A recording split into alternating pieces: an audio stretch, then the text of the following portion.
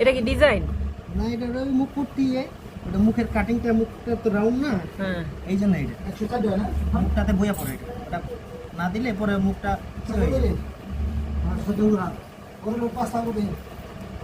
এগুলা পিস কত করে কাটো? এগুলা না, একটা প্যান্ট কমপ্লিট। ও মানে পুরো প্যান্টে যা যা যা দরকার লাগে না? ওটা সব কমপ্লিট করা লাগবে।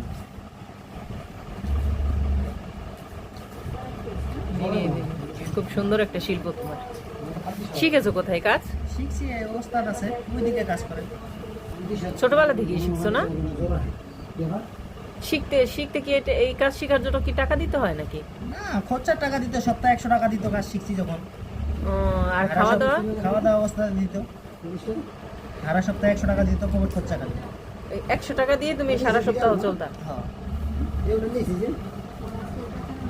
আর বাড়তি কোনো খরচ তো দিত না? না, আর ঈদে গেলে, ঈদে বাইতে যদি যাইতাম, কাপড় চোপড় কিনা দিত আর কিছু টাকা দিত পকেট খরচার জন্য।